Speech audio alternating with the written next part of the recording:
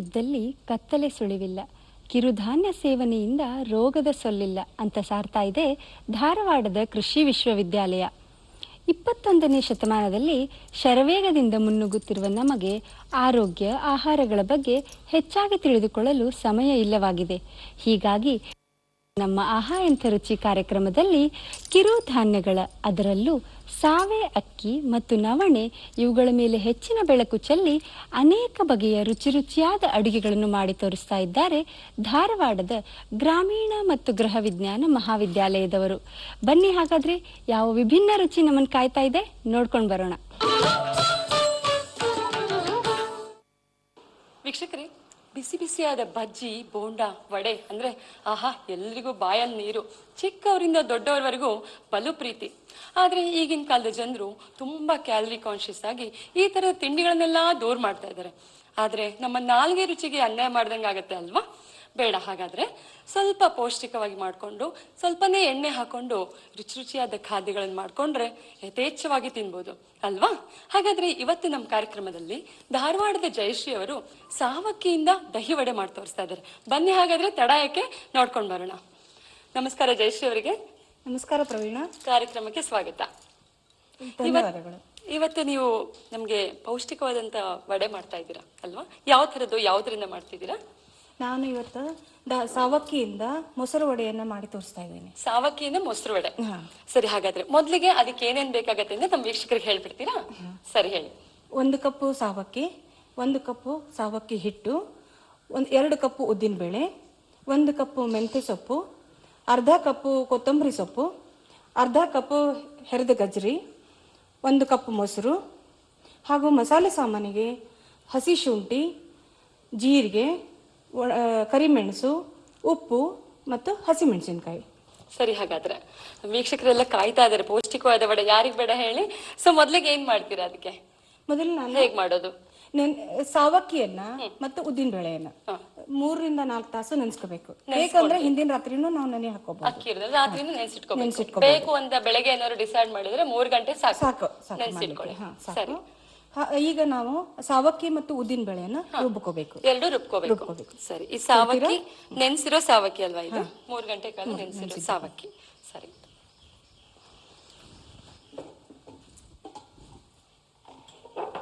ಸಾಮಾನ್ಯವಾಗಿ ಈ ಸಾವಕ್ಕಿಯಿಂದ ವಡೆ ಮಾಡೋದು ಗೊತ್ತಿಲ್ಲ ಅಲ್ವಾ? ನಿಮ್ದೇ ಹೇಗೆ ಇದು? ನಿಮ್ದೇ ದಿನಬಳಕೆಯಲ್ಲಿ ಬಳಸ್ತಾ ಇಲ್ಲ. ಈಗ ಇತ್ತಿತ್ತಲಾಗಿ ಇದ್ರ ಬಗ್ಗೆ ಹೆಚ್ಚು ತಿಳುವಳಿಕೆ ಬರ್ತಾ ಇದೆ. ಜನ ಎಲ್ಲ ಸಾವಕ್ಕಿ ನವಣಕ್ಕಿಗಳನ್ನ ಬಳಸ್ತಾ ಇದ್ದಾರೆ. ಈಗ ಉದ್ದಿನ ಬೇಳೆ 2 ಸಮ ಇದೆನಾ? ಉದ್ದಿನ ಬೇಳೆ ಇಲ್ಲ, ಸಾವಕ್ಕಿ 1 ಕಪ್, ಉದ್ದಿನ ಬೇಳೆ 2 ಕಪ್. ಇದರಲ್ಲಿ ಸ್ವಲ್ಪ ನೀರು ಹಾಕೊಂಡು ಸರಿ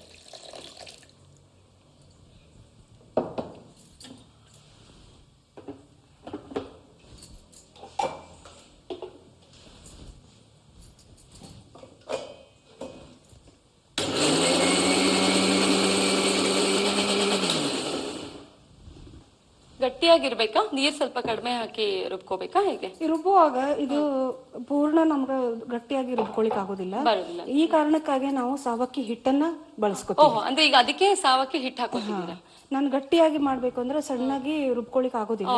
ಅದಕ್ಕೆ ರುಬ್ಕೊಂಡ್ ಆದ್ಮೇಲೆ ಸ್ವಲ್ಪ ಸಾವಕ್ಕಿ ಹಿಟ್ಟನ್ನ ನಾವು ಈಗ ಸಾವಕ್ಕಿ ಹಿಟ್ಟು ಕೊಡ್ಲಾ? ಸರಿ. ಸೊ ರುಬ್ಬಿದ ಮಿಶ್ರಣಕ್ಕೆ ಈಗ ಸಾವಕ್ಕಿ ಮತ್ತು ಉದ್ದಿನ ಬೇಳೆ ರುಬ್ಕೊಂಡು ಹಿಟ್ಟನ್ನು ಇದಕ್ಕೆ ಹಾಕ್ತಿದ್ದೀರಾ? ಈ ಸಾವಕ್ಕಿನ ಹಾಗೆ ಮೆಲ್ಲು ಕೊಟ್ಬಿಟ್ಟು ಹಿಟ್ ಮಾಡ್ಕೊಂಡು ಇಟ್ಕೊಂಡ್ಬಿಟ್ರೆ ಆಯ್ತಾ? ಮಾಡಿ ಇದು ನಾವು ಬೇರೆ ಪದಾರ್ಥಗಳಿಗೂ ಬಳಸ್ಕೋಬಹುದು. ಮತ್ತೆ ಮಿಕ್ಸಿಗೆ ಹಾಕ್ತೀರಾ? ಮತ್ತೆ ಹಿಟ್ಟು ಹಾಕೊಂಡ್ಬಿಟ್ಟು ಗಟ್ಟಿ ಬರಕ್ಕೆ? ಗಟ್ಟಿ ಬರ. ಸರಿ,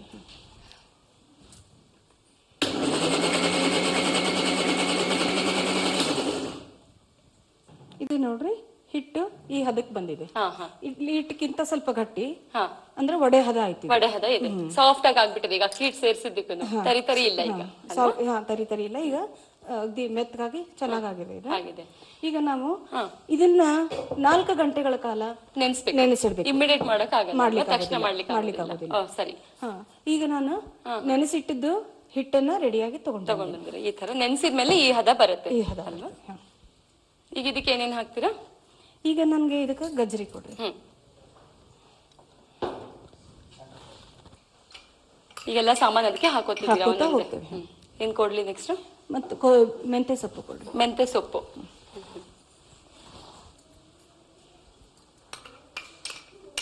ಈಗ ಕೊತ್ತಂಬರಿ ಸೊಪ್ಪು. ಮೆಂತೆ ಸೊಪ್ಪು, ಕ್ಯಾರೆಟ್ ಎಲ್ಲ ಹಾಕಿರೋದ್ರಿಂದ ಪೌಷ್ಟಿಕವಾಗಿಯೂ ಇರುತ್ತೆ. ವಡೆ ಅಂತ ತಕ್ಷಣ ಸ್ವಲ್ಪ ಎಲ್ಲರೂ ಕರೆದು ತಿನ್ನೋದೇ ಇಲ್ಲ ಬೇಗ. ಸೊ ಈ ತರ ಮಾಡ್ಕೊಂಡ್ರೆ ಎಲ್ಲ ಪೌಷ್ಟಿಕವಾಗಿರುತ್ತೆ ಅಲ್ವಾ?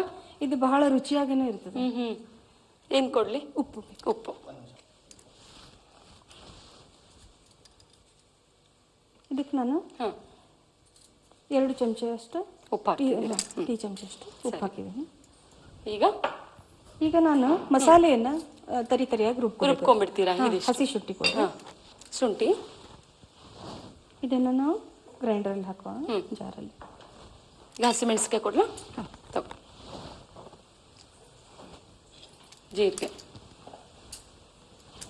ಜೀರಿಗೆಯಿಂದ ನಾನು 1.5 ಚಮಚದಷ್ಟು ಹಾಕೋತಾ ಇದ್ದೇನೆ. ಸರಿ.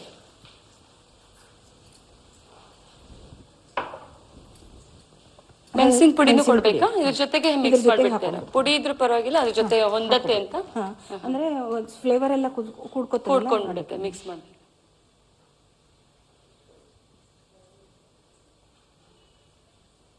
ಅರ್ಧ ಟೀ ಸ್ಪೂನ್. ಈಗ ನಾನು ಇದನ್ನ ರುಬ್ಕೊಂಡ್ಬಿಡ್ತೀರಾ?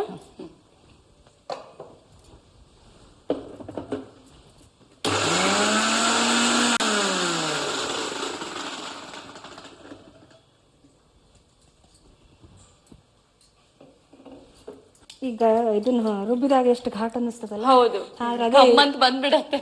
ಈಗ ಅದೇ ಇದನ್ನ ಮಾಡಿದಾಗ, ನಾವು ಅಡಿಗೆ ಮಾಡಿದಾಗ ಇದ್ರದ್ದು ಎಷ್ಟು ಚೆನ್ನಾಗಿ ವಾಸನೆ ಬರ್ತದೆ. ಹೌದೌದು.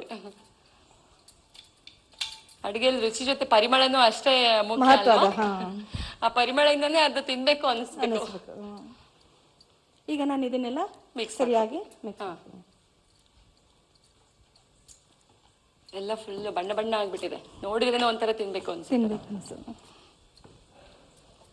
ಸೊ ಇದೇ ಮಿಶ್ರಣದಿಂದ ನೀವು ಎಣ್ಣೆಲೇನು ಕರೆದು ತೋರಿಸ್ತಾ ಇದ್ದೀರಾ, ಮತ್ತೆ ಹಬೆಯಲ್ಲಿ ಇದು ವಡೆನು ತೋರಿಸ್ತಾ ಇದ್ದೀರಾ? ಸಾಮಾನ್ಯವಾಗಿ ಈಗ ಉದ್ದಿನ ವಡೆ ಎಲ್ಲ ದಹಿ ವಡೆ ಅಂದ್ರೆ ಕರದ ಮೇಲೆನೆ ಮೊಸರು ಹಾಕ್ತಾರಲ್ವಾ? ಕರದ ಮೇಲೆ ನೀರಲ್ಲಿ ಹಾಕಿ ಮಾಡ್ತಾರೆ. ಹೌದು. ನಮ್ಗೆ ಇದು ನೀರಲ್ಲಿ ಹಾಕೋ ಅವಶ್ಯಕತೆನೇ ಬೀಳೋದಿಲ್ಲ, ಯಾಕಂದ್ರೆ ನಾವು ಹಬೆಯಲ್ಲಿ ಬೇಯಿಸ್ತಾ ಇರ್ತೀವಿ. ಸೊ ಈ ಕಡೆ ಹಬೆಗೆ ನೀರು ಕಾಯ್ತಾ ಇದೆ, ಎಣ್ಣೆನೂ ಕಾಯ್ತಾ ಇದೆ. ಈಗ ವಡೆ ಹೇಗೆ ಹಾಕೋದು? ಈಗ ಒಂದು ಎಲೆ ತಗೋಬೇಕು, ಬಾಳೆ ಎಲೆ. ಅದರಲ್ಲಿ ಈ ರೀತಿ ಇದನ್ನ ಹಾಕ್ಬಿಟ್ಟು ಸ್ಪೂನಿಂದ ಒಂದು ಸ್ವಲ್ಪ ನಡುವೆ ಇದು ಮಾಡ್ಕೊಂಡು ಸ್ವಲ್ಪ ಮಾಡ್ಕೊಂಡು ಈ ತರ ಇದರ ಮೇಲ್ಗಡೆ ಇದನ್ನ ಒಂದ್ರ ಮೇಲೆ ಒಂದು ಮುಚ್ಚಬೇಕಲ್ಲ? ಮುಚ್ಚಬೇಕು. ಕೆಳಗಡೆ ನೀರು ಕುದಿತದೆ, ತೂತಿನ ಬುಟ್ಟಿ ಇದ್ರಲ್ಲಿ ಇದೆ. ನಿಧಾನವಾಗಿ ಈ ರೀತಿ ನಾವು ಹುಷಾರು. ಅಲ್ಲಿ ಎಣ್ಣೆ ಕಾದಿದೆ, ನೀರು ಸಿಡಿದ್ರೆ. ಸೊ ಪಾತ್ರೆ ಮೇಲೆ ವಡೆಗಳು ಎಷ್ಟು ಸೈಜು ಅದ್ರ ಮೇಲೆ ಹಿಡಿಯುತ್ತೆ ಅಲ್ವಾ? ಇದ್ರಲ್ಲಿ 3 ವಡೆ ಹಾಕ್ತಾ ಇದ್ದೀರಾ ಹಬೆದ್ದು. ಬೇಕಂದ್ರೆ ನಾವು ಇಡ್ಲಿ ಸ್ಟ್ಯಾಂಡ್ ಅಲ್ಲಿ ಇಟ್ಕೊಂಡು ಬಾಳೆ ಎಲೆ ಇಟ್ಕೊಂಡು ಅದೇ ತರ. ಜಾಸ್ತಿ ಬೇಕು ಅಂದ್ರೆ ಒಟ್ಟಿಗೆ ಆಗ್ಬಿಡುತ್ತೆ ಅಲ್ವಾ? ಮುಚ್ಚಿಬಿಡ್ಬೇಕಾ ಇದ್ರ ಮೇಲೆ? ಮುಚ್ಚಬೇಕು. ಗ್ಯಾಸ್ ಲೋ ಇರ್ಲ ಸಣ್ಣ ಜೋರಾಗಿ ಸಾಧಾರಣ 7 ನಿಮಿಷ. ಈಗ ಹೆಂಗ್ ನಾವು ಹಬೆ ಬರುವಾಗ ಸಾಧಾರಣ 7 ನಿಮಿಷ ಆದ್ಮೇಲೆ ತೆಗಿತೀವಿ. ಈಗ ಇಡ್ಲಿ ಪಾತ್ರೆಯಲ್ಲಿ ಇಟ್ಟುವಾಗ ವಿಸಿಲ್ ಆದ್ಮೇಲೆ ಆಫ್ ಮಾಡ್ಬಿಡ್ಬೋದು. ಇದಕ್ಕೆ ವಿಸಿಲ್ ಬೇಕಾಗಲ್ಲ. ಹಬೆಯಲ್ಲಿ ಬೇಯಿಸ್ತಾ ಇರೋದ್ರಿಂದ 7 ನಿಮಿಷ ಆಯ್ತು ಅಂದ್ರೆ ತೆಗೆದ್ಬಿಡ್ಬೋದು. ಓಕೆ. ಈಗ ಎಣ್ಣೆ ಕಾದಿದೆ, ನಾನು ನೋಡ್ತೀರಾ? ಓಕೆ.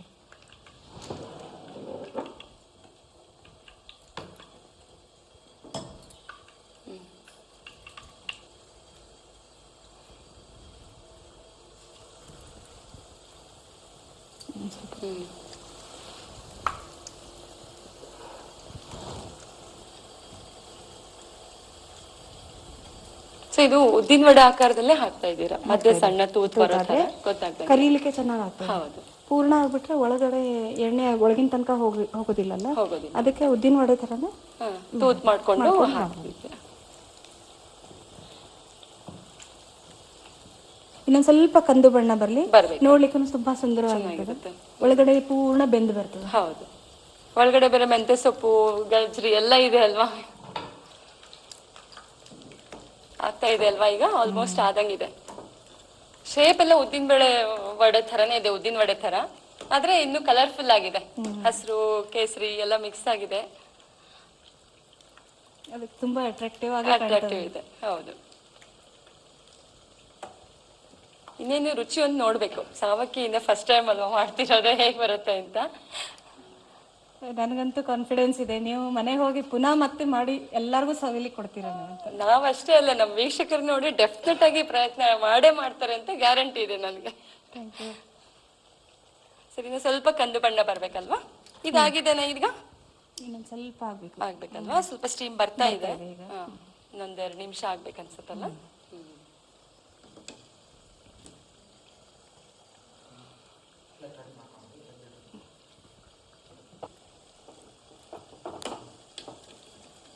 ಇದಾಗಿದೆ ಅಲ್ಲ?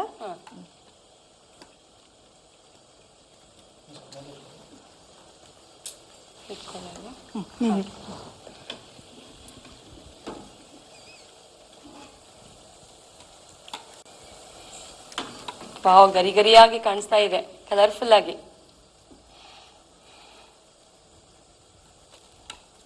ಹಾ,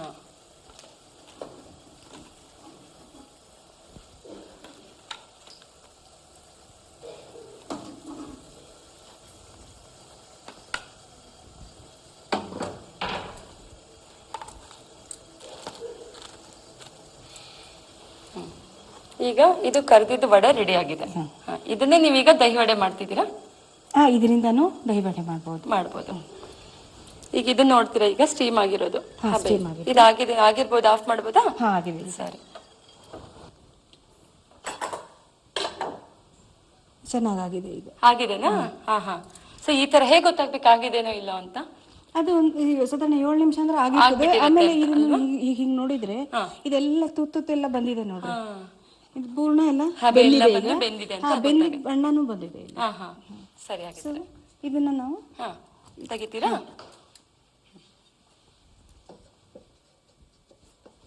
ತುಂಬಾ ಬಿಸಿ ಇರುತ್ತಲ್ವಾ, ಕೈಯಿಂದ ತೆಗಿಯಕ್ಕಾಗಲ್ಲ. ಆಗಲ್ಲ. ಇದನ್ನ ಈ ರೀತಿ ತಕೋತೇವೆ, ಎಲೆ ಸಮೇತನೇ. ಎಲೆ ಸಮೇತ ವಡೆ ಸಪ್ರೇಟ್ ಎಂದು ಬಿಡಿಸ್ಕೊಂಡೇನು ತೆಗಿಯೋದಿಲ್ಲ. ಈ ರೀತಿ ತಕೊಳ್ತೀವಿ.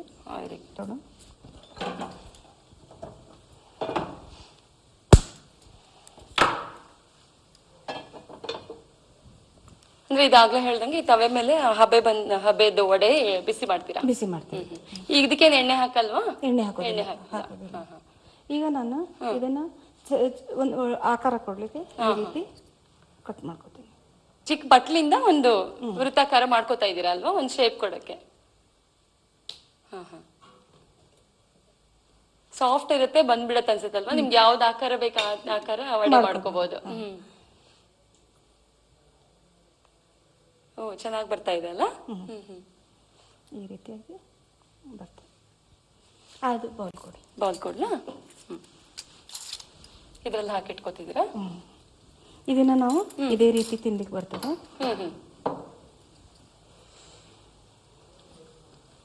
ಈಗ ನಾನೇನ್ ಮಾಡ್ತಾ ಇದ್ದೇನೆ, ಇದನ್ನ ಬಿಸಿಗಿಡ್ತೇನೆ. ಹಾಗೆ ಎಲೆ ಸಮೇತ ನಿಲ್ತಾ ಇದ್ದೀರಾ?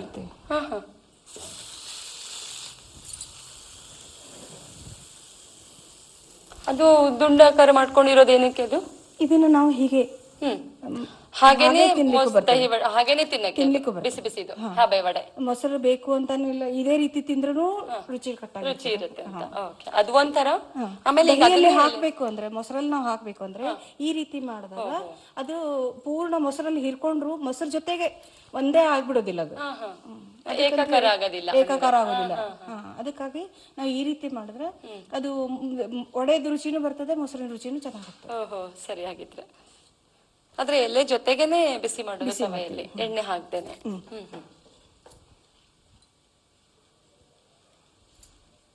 ಮಾಡೋ ವಿಧಾನಗಳಲ್ಲಿ ಎಷ್ಟೊಂದ್ ತರ ಇರುತ್ತೆ ಅಲ್ವಾ? ಆಮೇಲೆ ಒಂದು ವಿಧಾನ ಸ್ವಲ್ಪ ಹೆಚ್ಚು ಕಡಿಮೆ ಆದ್ರೂ ಆ ರುಚಿಯಲ್ಲೇನೂ ಖಂಡಿತ ವ್ಯತ್ಯಾಸ ಇರುತ್ತೆ ಅಲ್ವಾ? ಅದಕ್ಕೆ ಎಲ್ಲ ನಾವು ದಿವಸ ಅಡಿಗೆ ಮಾಡಿದ್ರು ಇವತ್ತಿನ ಅಡಿಗೆ ನಾಳೆ ಖಂಡಿತ ಇರೋದಿಲ್ಲ. ಹೌದು. ಎರಡು ಕಡೆ ಸ್ವಲ್ಪ ಬೇಯಿಸ್ಕೊಂಡಂಗೆ ಮಾಡ್ತಾ ಇದ್ದೀರಿ ಹೆಂಚ್ ಮೇಲೆ. ಈ ಸಾಮಾನ್ಯವಾಗಿ ಈ ತರ ಹಂಚ ಮೇಲೆ ಕಟ್ಲೆಟ್ ತರ ಮಾಡ್ಕೋಬೇಕು ಸ್ವಲ್ಪ ಎಣ್ಣೆ ಹಾಕಿ ಬಿಸಿ ಮಾಡ್ಕೊತಿರ್ತೀವಿ. ಇದ್ರಲ್ಲಿ ಅದನ್ನು ಬೇಕಾಗಿಲ್ಲ, ಎಣ್ಣೆನೇ ಇಲ್ಲ. ಒಂದ್ 2 ನಿಮಿಷ ಈ ತರ ಬಿಸಿ ಮಾಡ್ಕೊಂಡ್ರೆ ಒಳಗಡೆವರೆಗೆಲ್ಲ ಚೆನ್ನಾಗಿದಾಗತ್ತೆ. ಇದು ಹಾಗೆ ಹಬೇದಿ ಬಿಸಿ ಬಿಸಿದ್ ಹಾಗೆ ತಿನ್ನೋದು, ಅದ್ರ ಜೊತೆ ಏನಾದ್ರೂ ಹಚ್ಕೊಂಡು ತಿನ್ಬೇಕಾ? ಆ ತರ ಏನಿಲ್ಲ, ಚಟ್ನಿ ಜೊತೆಗೆ. ಆಮೇಲೆ ಇದು ಪುಡಿ ಇರ್ತದಲ್ಲ, ಚಟ್ನಿ ಪುಡಿ, ಅದನ್ನು ಬಹಳ ಚೆನ್ನಾಗುತ್ತೆ. ಆಗಿದೇನಾ ಈಗ? ನಾವೀಗ ಗ್ಯಾಸ್ ಆಫ್ ಮಾಡ್ಬಿಡೋದಾ? ಸರಿ. ಇದನ್ನ ಈ ರೀತಿ ತಟ್ಟೆಯಲ್ಲಿ ತಕೊಂಡ್ಬಿಡ್ತಿದ್ದೀರಾ.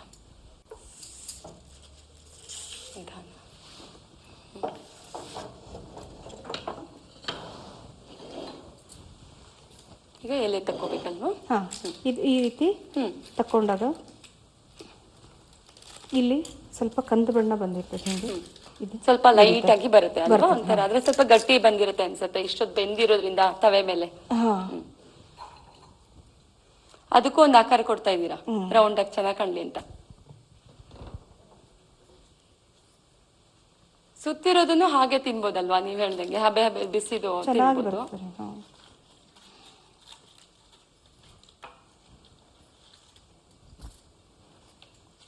ಇದು ತುಂಬಾ ಬಿಸಿ ಇರ್ತದೆ ಈಗ. ಇದು ನೋಡಿ ತಕ್ಷಣ ತೆಗಿಬೋದಾ? ಬಿಸಿ ಇರೋದ್ರಿಂದ ತೊಂದ್ರೆ ಇಲ್ಲ. ಈ ರೀತಿ ಬಂದಿದೆ.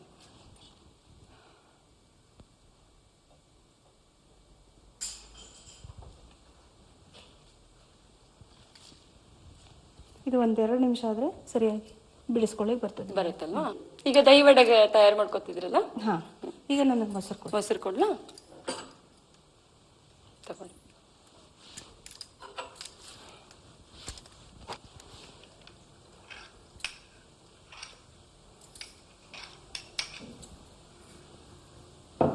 ಇದರಲ್ಲಿ ನಾನು ಸ್ವಲ್ಪ ಉಪ್ಪು ಹಾಕ್ತೇನೆ. ಸರಿ.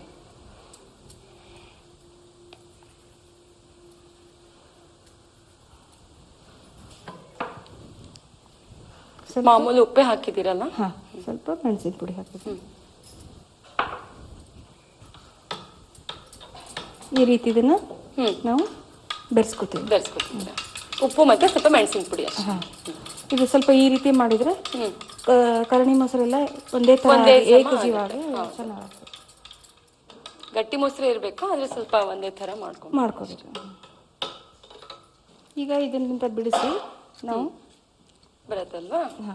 ಈ ರೀತಿ ಹಾಕ್ಬೇಕು.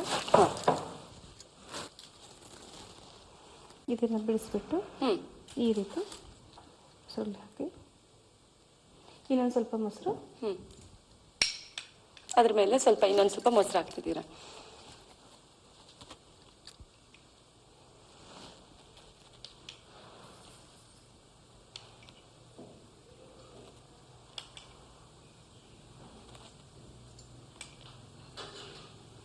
ಇದನ್ನ ನಾವು ಸಾಧಾರಣ 15 ನಿಮಿಷಗಳ ಕಾಲ ನೆನೆಸ್ಲಿಕ್ಕೆ ಇಟ್ಟರೆ ತಿನ್ಲಿಕ್ಕೆ ಚೆನ್ನಾಗಿರುತ್ತಾ?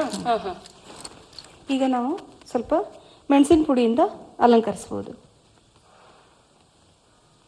ನಾವು ಮುಂಚೆನೆ ಎಲ್ಲ ರೆಡಿ ಮಾಡ್ಕೊಂಡು ಈ ತರ ಒಂದೊಂದು ಬಟ್ಲಲ್ಲಿ ಹಾಕಿಟ್ಕೊಂಡ್ರು ಆಗತ್ತೆ ಅಲ್ವಾ? ಸರ್ವ್ ಮಾಡಕ್ಕೆ ಚೆನ್ನಾಗಿರತ್ತೆ, ಒಬ್ರೊಬ್ರಿಗೆ ಒಂದೊಂದು ವಡೆ ತರ. ನೋಡಿ ಪ್ರವೀಣ, ನಿಮಗಾಗಿ ತಯಾರಿಸಿದ್ದು ರುಚಿ ನೋಡಿ ಹೇಳ್ಬೇಕು.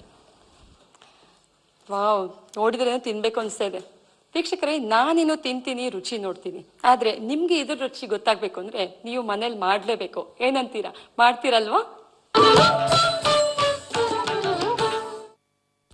ಆಹಾರದಲ್ಲಿರುವ ಪೋಷಕಾಂಶಗಳಾದ ವಿಟಮಿನ್ಸ್, ಪ್ರೋಟೀನ್ಸ್, ಖನಿಜಾಂಶಗಳು, ಕಾರ್ಬೋಹೈಡ್ರೇಟ್ಸ್ ಮತ್ತು ಆಂಟಿ ಆಕ್ಸಿಡೆಂಟ್ಸ್ಗಳ ಬಗ್ಗೆ ನೀವೆಲ್ಲ ಕೇಳಿರ್ತೀರಿ. ಆದರೆ ಇದರಿಂದ ನಮಗೆ ಏನು ಉಪಯೋಗ, ಇವು ನಮ್ಮ ದೇಹಕ್ಕೆ ಹೇಗೆ ಪ್ರಯೋಜನಕಾರಿ ಅನ್ನುವ ನಿಮ್ಮ 10 ಹಲವು ಪ್ರಶ್ನೆಗಳಿಗೆ ಉತ್ತರಿಸಲಿದ್ದಾರೆ ಡಾಕ್ಟರ್ ರಮಾ ಕೆ ನಾಯಕ್. ಗ್ರಾಮೀಣ ಗೃಹ ವಿಜ್ಞಾನ ಮಹಾವಿದ್ಯಾಲಯ, ಕೃಷಿ ವಿಶ್ವವಿದ್ಯಾಲಯ ಧಾರವಾಡದ ಡೀನ್ ಆಗಿರುವ ಇವರು jewel of India, best home scientist ಇಂತಹ ಹಲವಾರು ಪ್ರಶಸ್ತಿಗಳನ್ನು ತಮ್ಮದಾಗಿಸಿಕೊಂಡಿದ್ದಾರೆ. ಆಹಾರ ಪದಾರ್ಥಗಳ ತಯಾರಿಕೆ, ಸಂಗ್ರಹಣೆ, ಸಂಸ್ಕರಣೆ ಹಾಗೂ ಮೌಲ್ಯವರ್ಧನೆ ಬಗ್ಗೆ ಜನರಲ್ಲಿ ಜಾಗೃತಿ ಮೂಡಿಸಲು ಅನೇಕ ತರಬೇತಿ ಶಿಬಿರಗಳನ್ನು ಮಾಡಿರುವ ಇವರು ನ್ಯೂಟ್ರಿಷನ್ ಸೊಸೈಟಿ ಆಫ್ ಇಂಡಿಯಾದ ಎಕ್ಸಿಕ್ಯೂಟಿವ್ ಮೆಂಬರ್ ಕೂಡ ಆಗಿದ್ದಾರೆ. ಬನ್ನಿ ಇವರಿಂದ ಹೆಚ್ಚಿನ ಮಾಹಿತಿ ತಿಳಿಯೋಣ. ಹಾಗೆಯೇ ಸಾವಿ ದಹಿ ವಡ ಮಾಡುವ ವಿಧಾನದ ರೀಕ್ಯಾಪ್ ಕೂಡ ನೋಡ್ಕೊಂಡು ಬರೋಣ. ಈ ಸಾವಕ್ಕಿ ವಡೆ ಒಳಗೆ ಸಾಮಾನ್ಯವಾಗಿ ನಾವು ಇದರಲ್ಲಿ ನೀವು ನೋಡ್ದಂಗೆ ನಾವು ಸಾವಕ್ಕಿನ ಉಪಯೋಗಿಸಿದ್ದೀವಿ, ಹಾಗೆ ನಾವು ಉದ್ದಿನಬೇಳೆನೂ ಸಹ ಉಪಯೋಗಿಸಿದ್ದೀವಿ. ಅದ್ರ ಜೊತೆ ಅನೇಕ ರೀತಿಯ ಒಂದು ತರಕಾರಿಗಳನ್ನ ನಾವು ಇದರಲ್ಲಿ ಉಪಯೋಗ ಮಾಡಿದ್ದೀವಿ. ಗಜರು ಉಪಯೋಗ ಮಾಡಿದ್ದೀವಿ, ಕೊತ್ತಂಬರಿ ಸೊಪ್ಪು ಮಾಡಿದ್ದೀವಿ, ಮೆಂತ್ಯ ಸೊಪ್ಪು ಹಾಕಿದ್ದೀವಿ, ಮತ್ತು ಅನೇಕ ರೀತಿಯ ಒಂದು ಸಾಂಬಾರ್ ಪದಾರ್ಥ, ಜೀರಿಗೆ ಇರ್ಬೋದು, ಮೆಣಸಿನ ಪುಡಿ ಇರ್ಬೋದು, ಅನೇಕ ರೀತಿಯ ಈ ಸಾಂಬಾರ್ ಪದಾರ್ಥಗಳನ್ನ ನಾವು ಉಪಯೋಗ ಮಾಡ್ತಾ ಇದ್ದೀವಿ. ಈ ಪ್ರತಿಯೊಂದು ವಸ್ತುವಿನಿಂದ ನಮಗೆ ಅನೇಕ ರೀತಿಯ ಪೋಷಕಾಂಶಗಳು ನಮಗೆ ದೊರೆಯುತ್ತೆ. ಸಾವಕ್ಕಿಲಿ ಮುಖ್ಯವಾಗಿ ಬೇರೆ ನಮ್ಮ ಸಾಮಾನ್ಯವಾದ ಒಂದು ಅಕ್ಕಿ ನೋಡಿದಾಗ ಅಥವಾ ಸಾವಕ್ಕಿ ನೋಡಿದಾಗ ಸಾವಕ್ಕಿ ಒಳಗೆ ಬೇರೆ ಅಕ್ಕಿಗಳಿಗಿಂತ ಹೆಚ್ಚು ಪೋಷಕಾಂಶ ಇದೆ. ಒಂದು ಉದಾಹರಣೆ ಹೇಳಬೇಕು ಅಂದರೆ ಅದರಲ್ಲಿರೋ ಒಂದು ನಾರಿನಾಂಶ, ಸಾವಕ್ಕಿ ಒಳಗೆ ಒಂದು 4-5% ನಾರಿನಾಂಶ ಇದೆ. ಅದರ ಬೇರೆ ಅಕ್ಕಿ ಒಳಗೆ 0.5, 0.6 ಅಷ್ಟೇನೇ ನಾರಿನಾಂಶ ಇರುತ್ತೆ. ಈ ನಾರಿನಾಂಶ ನಮ್ಮ ಆರೋಗ್ಯದ ಮೇಲೆ ಅನೇಕ ರೀತಿಯ ಪರಿಣಾಮಗಳನ್ನ ಬರುತ್ತೆ. ಒಂದು ಮುಖ್ಯವಾಗಿ ಅಂತ ಹೇಳಬೇಕು ಅಂದರೆ ನಮ್ಮ ದೇಹದಲ್ಲಿರೋ ಒಂದು ಕೊಲೆಸ್ಟ್ರಾಲ್ ಲೆವೆಲ್ ಏನಿದೆ, ಈ ಕೊಲೆಸ್ಟ್ರಾಲ್ ಲೆವೆಲ್ನ ಕಡಿಮೆ ಮಾಡುವಂಥ ಒಂದು ಶಕ್ತಿ ಈ ನಾರಿನಾಂಶಕ್ಕಿದೆ.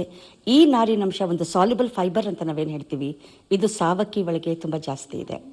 ಮತ್ತು ಮುಖ್ಯವಾಗಿ ಇನ್ನೊಂದು ವಿಚಾರ ಅಂತಂದರೆ ಈ ಸಾವಕ್ಕಿ ಒಳಗಿರುವಂಥ ಒಂದು ಕಾಂಪ್ಲೆಕ್ಸ್ ಕಾರ್ಬೋಹೈಡ್ರೇಟ್, ಕ್ಲಿಷ್ಟವಾದ ಒಂದು ಪಿಷ್ಟ ಪದಾರ್ಥ ಒಂದೇನಿದೆ, ಅದು ಸಹ ತುಂಬ ಮುಖ್ಯ.